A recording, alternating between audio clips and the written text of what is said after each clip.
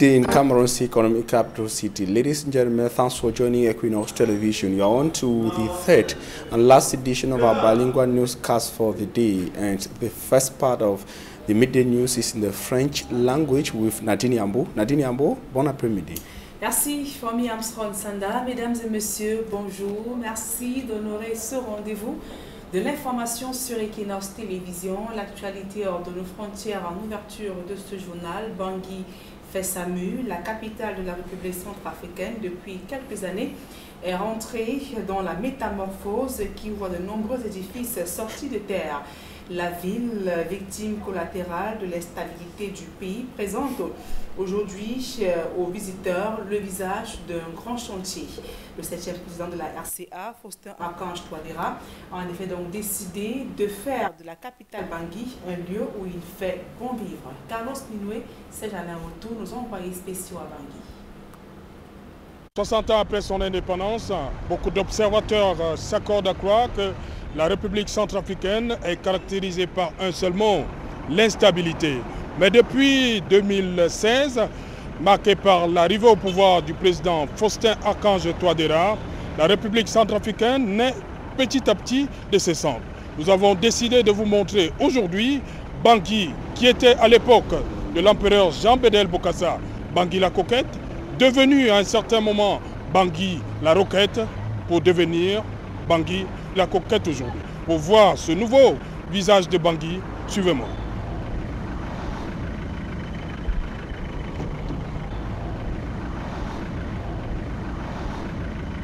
Bangui est la capitale et par ailleurs la plus grande ville de la République centrafricaine. La population de l'agglomération est estimée à 1 145 280 habitants, soit le quart de la population totale du pays. Pour s'en convaincre, je décide d'observer ma première halte au point kilométrique 0, là où tout a commencé.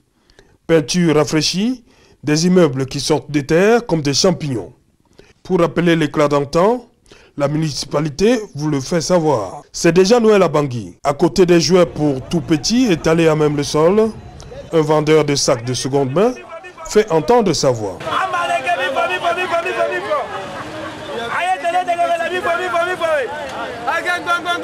Son activité prospère du fait d'un retour progressif à la paix. Pour lui, les avancées sont notables. Mais pour mieux se faire entendre, il décide de s'exprimer en sango, la langue nationale. Vivre mieux, apprendre à y se présenter de la Sarah. Quelques jours passés à Bangui n'ont pas fait de moi un amateur de cette langue. Je sollicite Franklin, conducteur de mototaxi, pour déchiffrer pour vous et pour moi le code Loïc. Depuis que le président Faustin Archange Touadéra est sur le pouvoir, voilà, il y a des choses qui marchent après la guerre. On ne s'entend plus les armes, le coup de feu ou quoi là. Donc à Bangui, il y a l'instabilité et tout ça. Donc il n'y a pas de problème au niveau de Bangui. Peut-être au niveau de province qu'il y a les problèmes un peu, bon donc mais ça on va gérer ça. Le Touadéra va gérer. La ville de Bangui, meurtrie par plusieurs années d'instabilité politique, renaît. Je décide de remonter le premier arrondissement. Constat cinglant, Bangui est en chantier.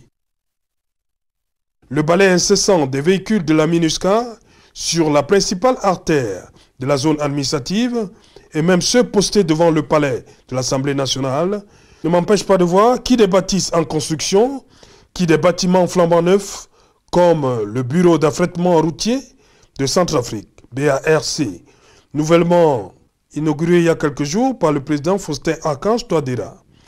Ma marche vers ce Bangui nouveau m'oblige à m'arrêter devant un nom inscrit au fronton de cet établissement d'enseignement secondaire. Je suis au lycée Barthélemy Boganda, le père fondateur de la République centrafricaine.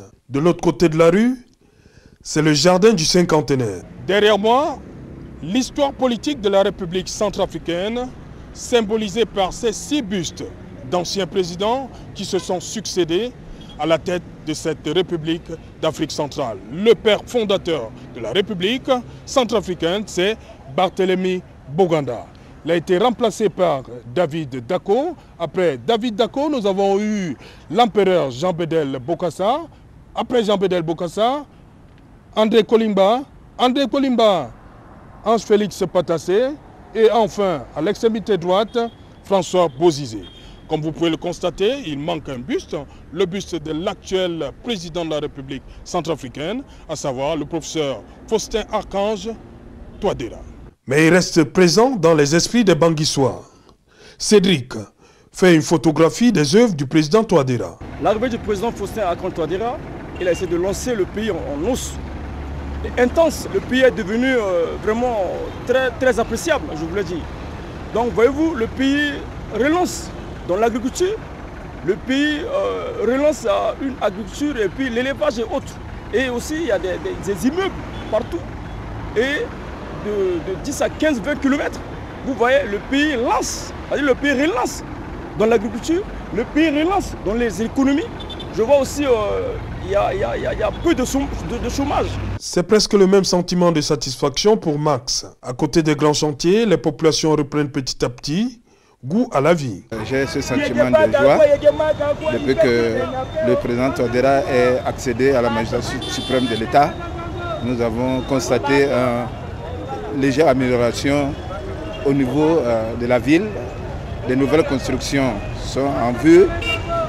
La réalisation des travaux, les réhabilitations de voies et l'ambiance dans la ville de Bangui qu'on a perdue pendant un certain temps. Face à cette métamorphose perceptible de la ville de Bangui, il se trouve quelques Centrafricains qui pensent que le chantier de la sécurité reste capital. On voit un changement, mais c'est pas encore ça. Parce qu'il y a des voies, il y a des routes qui sont encore... Il y a de quoi encore à faire. Donc c'est pas encore... On apprécie le travail du président. C'est pas mal, mais il y a aussi des défis à relever. Concernant la sécurité, s'il y a encore d'autres parties du pays qui est pris par les rebelles, tout ça, là, il y a encore de quoi, dans tous les domaines à peu près, dans tous les domaines, on voit qu'il y a de quoi encore à faire.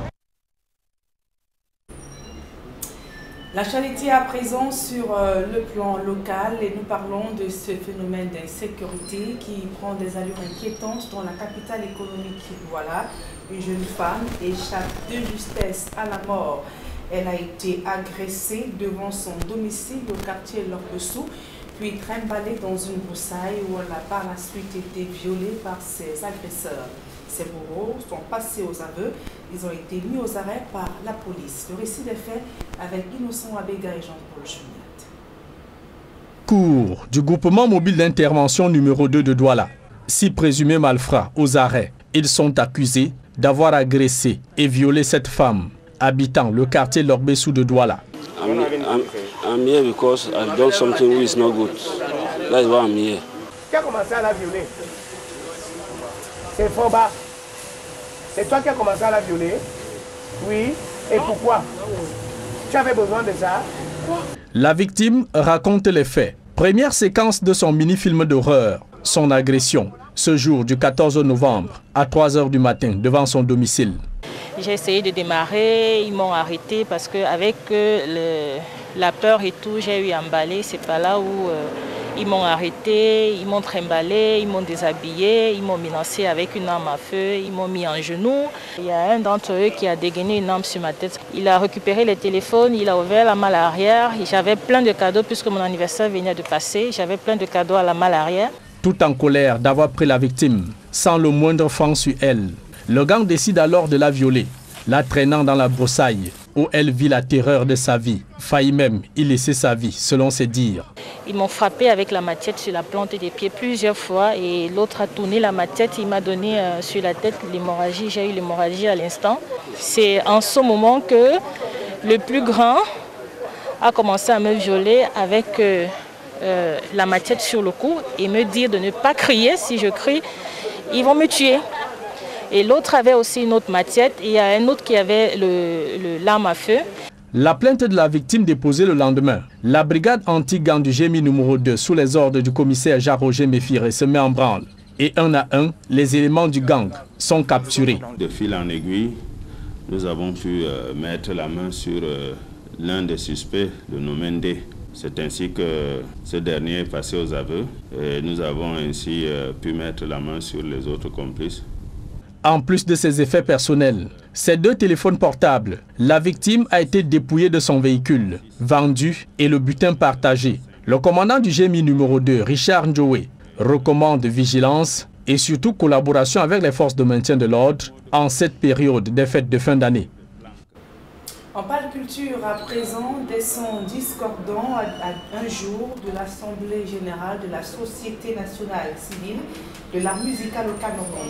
L'équipe sortante, la SONACAN, dit ne pas être à l'origine de la convocation des assises prévues ce samedi au Palais des Congrès de Yaoundé. Voilà donc qui jette le flou à la veille de ces travaux censés doter les artistes d'une société de gestion collective dûment structurée. À présent, ce public reportage des lauréats de la première promotion du Collège canadien à Douala, arrivés en fin de formation, ont reçu leur diplôme d'études secondaires. C'était au cours d'une cérémonie déroulée en présence du haut-commissaire du Canada au Cameroun. Reportage. Les lauréats du Collège canadien du Cameroun reçoivent leur diplôme d'études secondaires de l'Ontario des mains du haut-commissaire du Canada au Cameroun. C'est la toute première promotion de cette école, spécialisée dans l'obtention des diplômes canadiens dans le pays. Ces titulaires de baccalauréat canadien saluent la richesse de la formation reçue et l'esprit de fraternité qui a marqué la vie de groupe de leur cuvée. Je peux remercier l'école canadienne en fait, de nous avoir aidés et d'avoir pu connaître ce système en fait. J'ai pu rencontrer de merveilleux élèves et on a aussi notre directrice qui est là même malgré qu'on ait terminé notre processus. Les professeurs sont vraiment à l'écoute des élèves et on prend un peu plus la solidarité en fait. Genre, quel que soit le problème, même si c'est personnel, les professeurs seront là. Félicitons ces heureux diplômés de la première école canadienne du Cameroun pour avoir bravé avec succès les épreuves auxquelles ils ont été confrontés durant leur formation. Les autorités canadiennes les exhortent à aller dans la même lancée pour être de véritables ambassadeurs de cet institut. Bon, continuent à travailler, ils étudient en ligne dans le moment. Point de vue qualité de l'éducation, une chose qui m'a frappé, c'est le bilinguisme. Les élèves, ils apprennent, ils parlent les deux langues. Ils réitèrent d'ailleurs tout leur soutien au Collège canadien du Cameroun dans ce processus de formation de l'apprentissage universel de qualité qui permet aux jeunes Camerounais et étrangers d'accéder rapidement au marché de l'emploi partout dans le monde. Le Canada, c'est devenu un choix très populaire parmi les jeunes Camerounais qui veulent poursuivre les études à l'étranger. Et nous, on encourage ça. Et ça devient beaucoup plus facile pour les étudiants s'ils reçoivent, comme ici au collège, s'ils reçoivent un diplôme de l'école secondaire, un diplôme canadien. Donc on aimerait encourager le développement de cette coopération-là. Grâce à leur diplôme, ces lauréats ont pu décrocher des places dans des grandes universités à l'étranger. Avec ce diplôme, ils peuvent s'inscrire au Canada, ils peuvent s'inscrire aux États-Unis, ils peuvent s'inscrire en Europe, en France. Et déjà, ce serait même plus facile pour eux, s'ils veulent aller en France, pour ceux qui veulent aller en France, d'obtenir les visas par Campus France. Parce qu'ils ont un code permanent canadien. Alors, les élèves, en général, ont deux enseignants. Un enseignant au Canada et un enseignant en salle de classe ici pour les accompagner. En plus de ça, nous prenons les enfants qui ont déjà le bac pour faire prépa à l'université. C'est important de faire cette classe-là parce que ça leur ouvre la porte sur les grandes universités. Et pour célébrer ces performances scolaires du Collège canadien du Cameroun, chants, danse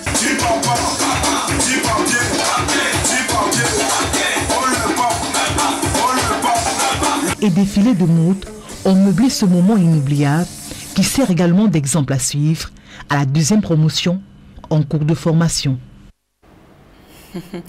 À présent, la deuxième partie de ce journal en langue anglaise avec vous, Fomi Armstrong-Sanda. Thanks, Nadine Yambo. Ladies and gentlemen, thanks so much for joining us in the second segment of information.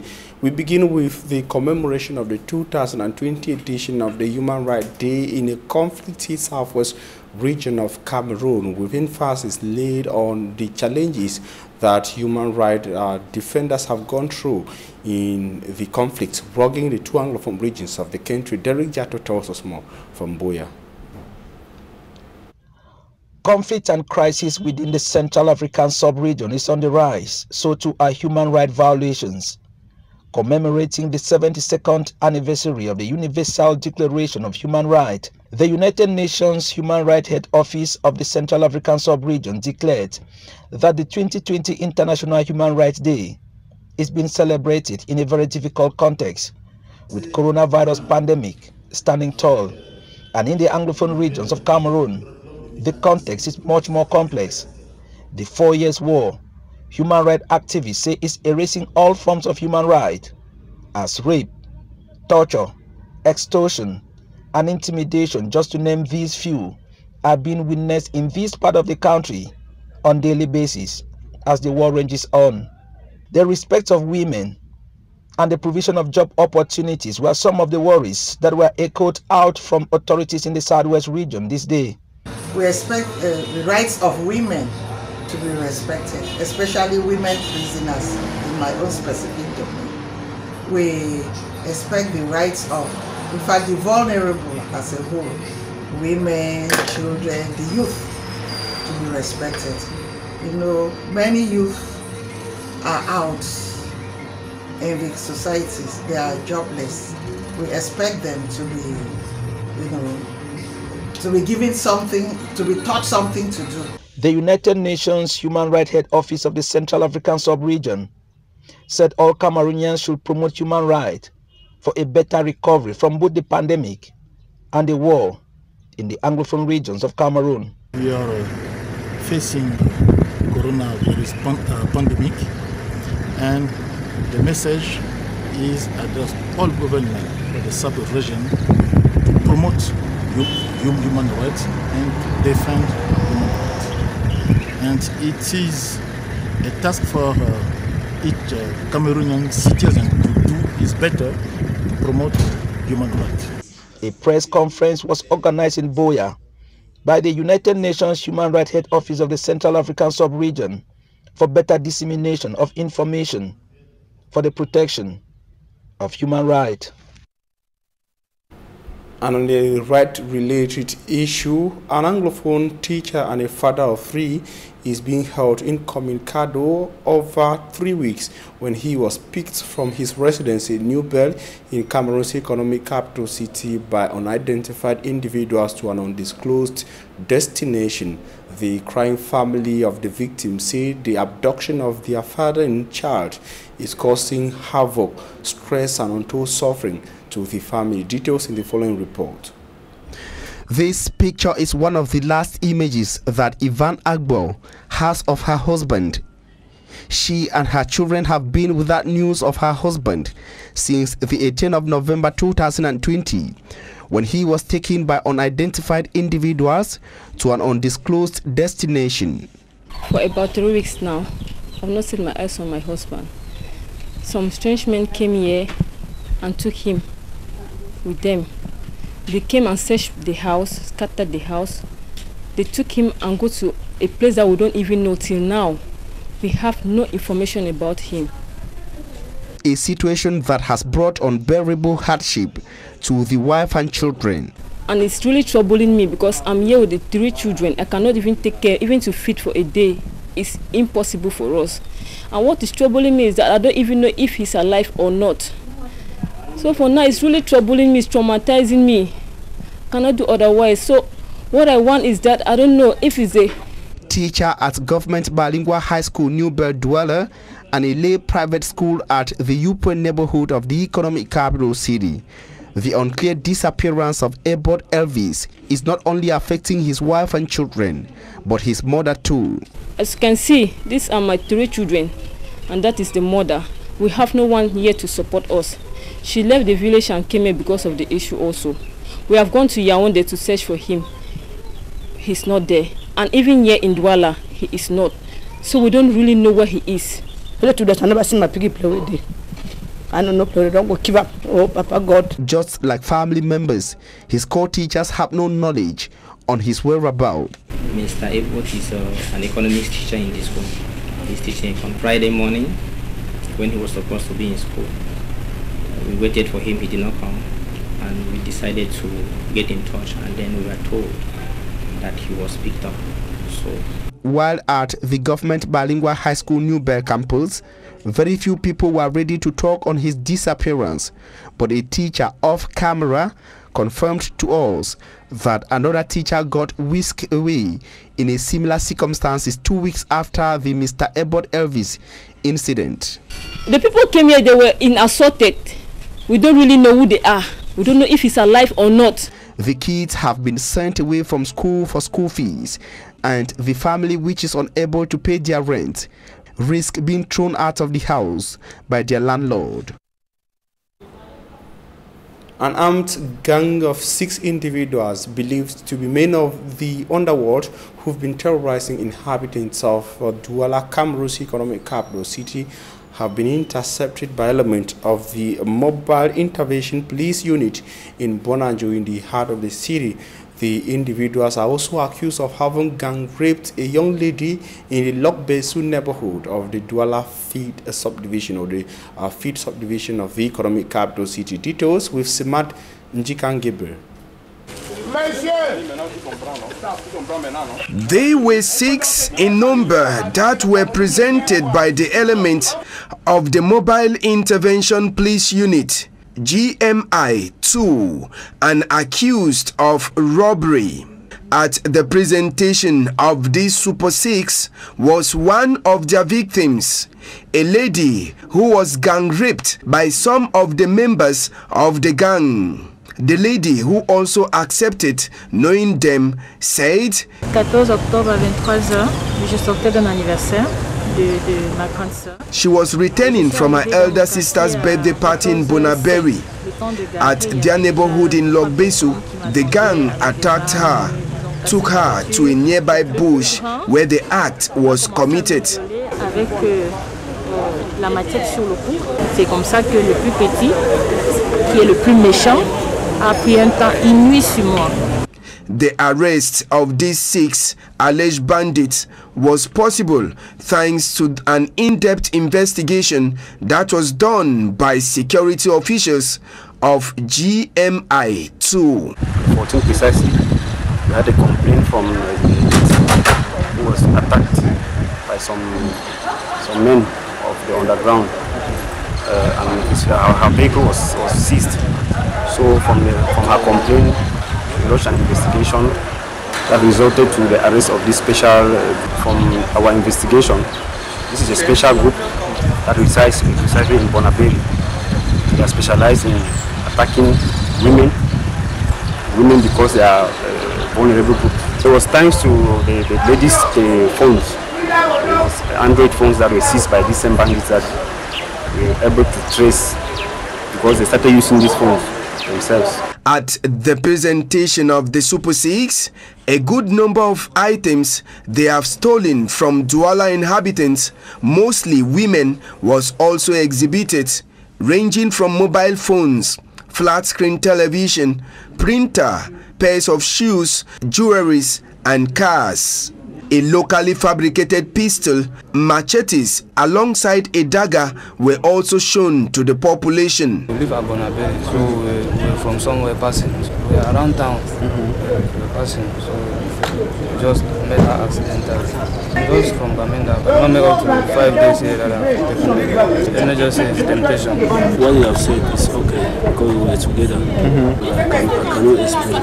I don't know what come up. Go after that, I'm not for the reaction. The arrest of the 6 alleged bandits was easy to the security forces thanks to collaboration with inhabitants. The citizens of Douala are called upon to be more vigilant. Je ne pourrais dire aux populations qu'elles doivent faire très attention, parce que le pic de la criminalité a toujours tendance à grimper au mois de décembre. I am telling the population to be more vigilant because insecurity increases during this period of the year, and they should also continue to collaborate with the forces of law and order. The success of this operation is thanks to the cooperation of the population. Que nous avons reçu auprès de la population, auprès des citoyens de bonne foi. Certes, il y a l'expertise policière, mais également les renseignements que la population nous donne.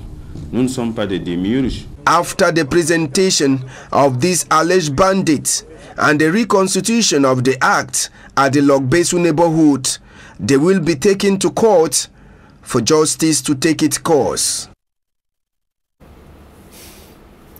And the Anti-Corruption Commission, better known in its French acronym as CONAC, has expressed worries that Cameroon is unfortunately witnessing an increase in corruption and corruption-related cases. Speaking during the International Day, or rather on the 17th edition of the International Day for the Fight Against Corruption, CONAC expressed worries that the growing corruption in Cameroon is unfortunately affecting the economy. We shall be coming back to that report in subsequent editions of Information on Equinox Television. Ladies and gentlemen, Nadine Yambo and I will be back here on Monday at 7 a.m. God willing. Nadine, see you on Monday at 7 a.m. Merci Fomi Amsron-Sanda, fin de ce journal. Mesdames et messieurs, merci pour votre aimable attention et bon week-end à tous et à toutes.